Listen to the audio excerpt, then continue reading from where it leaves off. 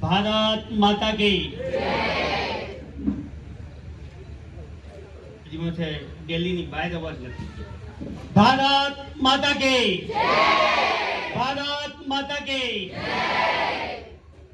સેવા સેતુ 2026 ના કાર્યક્રમ અંતર્ગત અધ્યક્ષ સ્થાને બિરાજમાન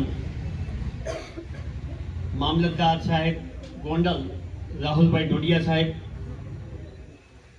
તથા મંચસ્થ મહેમાનોને વિનંતી કરું કે આ સેવા સેતુનો જે કાર્યક્રમ છે આપણો સરસ મજાનો જાય, માણસો વધારેમાં વધારે આ વિસ્તારના લાભ લે એના માટે માતાજીને દીપ પ્રાગટ્ય કરી અને માતાજીને પ્રાર્થના કરીએ કે આ સેવા સેતુનો કાર્યક્રમ છે આપણો સારામાં સારી રીતે સાર્થક થાય. એટલા માટે મંચસ્થ મહેમાનોને નમ્ર વિનંતી કે દીપ પ્રાગટ્ય કરી અને કાર્યક્રમની શુભ શરૂઆત કરો.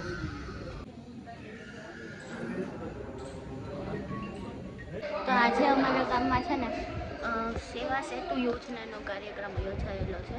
અલગ અલગ ડિપાર્ટમેન્ટ્સના અહીંયા ગોઠવાયેલા છે. તમે અહીંયા આવીને કોઈ પણ યોજનાઓનો લાભ જાણી શકો. કોઈ પણ કઈ કઈ યોજનાઓ ચાલે છે, સરકારી યોજનાઓ, કઈ કઈ યોજનાઓમાં ભાગ લેવો જોઈએ, કેટલું સરળ છે. અને બધા અધિકારીઓ બધા ડિપાર્ટમેન્ટ છે, કઈ ડિપાર્ટમેન્ટ છે, ટોટલ 51 જેટલા ડિપાર્ટમેન્ટ છે. એ સેવાઓ અંગેની માહિતી તમને અહીંયા બધા અધિકારીઓ આપશે. અને પ્લસ કે તમારું કામ તાત્કાલિક અહીંયા થઈ જશે. સેવા સેતુ યોજનાનો કાર્યક્રમ અહીંયા ગોઠવાયેલો છે. હું તમને બધા જે ડિપાર્ટમેન્ટમાં અહીંયા આયોજન કરેલું છે એની વિઝિટ કરાવીશ. અથવા જરૂરિયાત હોય બાબતોમાં જ્યાં જ્યાં મુશ્કેલીઓ છે એ મુશ્કેલીઓને દૂર કરવા માટે અને તમારે ખોટા ધક્કા ન ખાવા પડે, સરકારી કચેરીઓમાં આમથી તેમ હેરાન પરેશાન ન થવું પડે, એટલે સરકારે નક્કી કર્યું કે ભાઈ કર્મચારી હોય, અધિકારીઓ હોય, જાહેર જીવનમાં ચૂંટાયેલો નિકાલ કરવાનો. પણ સામાન્ય રીતે ઘણી બાબતો એવી હોય કે તમે રજૂઆત કરો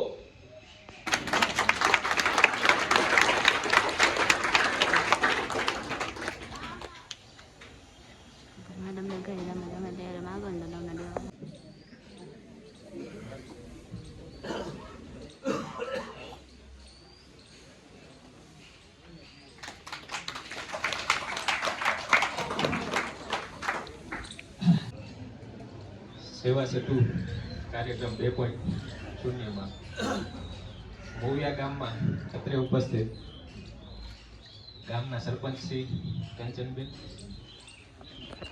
મોવિયા ગામના અને ગોંડલ તાલુકાના અગ્રણી અને આપના સૌના વડીલ એવા શ્રી કિશોરભાઈ આંદીપરા, ભાર્ગવભાઈ, ઉપસરપંચ શ્રી વિનોદભાઈ કાલરિયા, ભરતદાસ બાપુ, અત્રે ઉપસ્થિત મોવિયા ગ્રામ પંચાયતના તમામ સભ્યશ્રીઓ, પદાધિકારીશ્રીઓ, શાળાના આચાર્યશ્રીઓ, શિક્ષકગણ, વિદ્યાર્થી મિત્રો અને સૌ ગામજનો.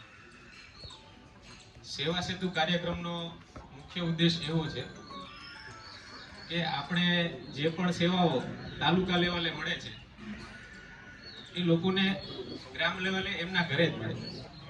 અને આવા ઉમદા હેતુથી જ સરકારે સેવા સેતુ કાર્યક્રમની શરૂઆત કરી છે. અલગ અલગ તબક્કાઓ પાછલા વર્ષોમાં યોજાયા છે અને એનો સારો પ્રતિસાદ લોકો તરફથી મળ્યો છે. સેવા સેતુમાં આપણે ગોણિયા સાહેબે વાત કરી એમ ઘણી બધી સેવાઓ આપણે અહીં આપીએ છીએ. જેમ કે રેશન કાર્ડની સેવા હશે, આધાર કીટ આજે શરૂ હશે, પશુપાલનની હશે, આરોગ્યનો વિભાગ અહીંયા ઉપસ્થિત છે. ભારત માતા કી વંદે.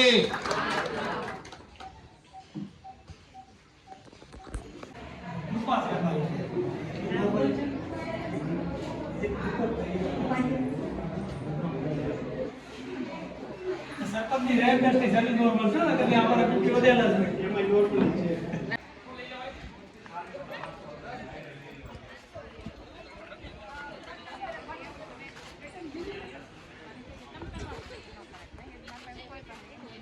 આ બસ એમ જ કહેજો. સરખા પાડો હાલો. હું તો ફોટો નથી પાડતી, વિડીયો ઉતારું છું. તમારે ફોટો પાડી લો છો કે? બસ પાડી લો. અમે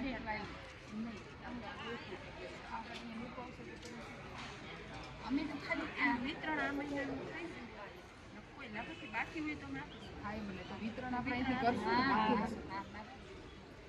એની સહાયની તમારે અમને અમારી રેન્જ કક્ષાએ એક લેટર પેડ ઉપર લખી દેવાનું કે અમારા ગામમાં સ્મશાન સગડી જોઈએ છે તો અમે ભાડવડે કરી દઈએ. સ્મશાન છે એવું જરૂર નથી 2-3 સ્મશાન હોય ગમે એ સ્મશાનમાં આવે એવું નહીં તમારે તો એક જ એક જ આવે. હા પછી આ નિર્ધૂમ ચૂલા એ તો અમારે ઉપરથી નક્કી કરવાનો એ દલિત લાભાર્થી હોય ને એને અમે ચૂલા આપીએ. એવા નાના એવા ચૂલા આવે એમાં રસોઈમાં હા રસોઈ માટેના ચૂલા આવે અને પછી આ પછી રોગ આપણે ખાલી દલિત સમાજની જ હા એને આપીએ. એને અમને ખાલી એક આધાર કાર્ડ આપવાનું હોય અને ચૂલો આપીએ અને નામ આધાર કાર્ડ ઉપર હા અને આ રોપ વિતરણ ઈ તો આપણે ચોમાસામાં હોય જ તે નર્સરીએથી મળી રહે છે. સ્મશાન સગડી તમારે ન હોય તો અરજી કરી દેજો.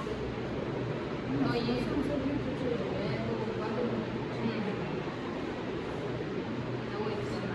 સ્થળ સુધી જઈશું. માત્ર ને માત્ર યાદ રાખવાનું કે આપણે 4 દિવસ પૂરા નથી થયા. જો 4 દિવસનો પાસ હોય તો બરાબર છે. અને અંદર ભણવાના કેટલા અને લાભ એ કેટલા પાસ 4 દિવસનો જે પાસ છે એના 986 પછી 8 દિવસનો જે પાસ છે એમાં 1690 રૂપિયા ભાવ છે. આવી રીતે અલગ અલગ આપણા બધા ભાવ છે. તમે ટૂંકમાં 15 દિવસ મુસાફરી કરી તમારે કન્ટિન્યુ રેગ્યુલર તમને ખ્યાલ છે. હા 24 કલાક માટે પાસ માન્ય છે. તારીખ ચેન્જ થાય તો ચાલે પણ તમારા દિવસોની તારીખ પૂરી ન થાય ત્યાં સુધી બરાબર છે. 2 તારીખથી પાસ ચાલુ થાય છે. 6 તારીખ સુધીનો પાસ છે. આપણે થેન્ક યુ.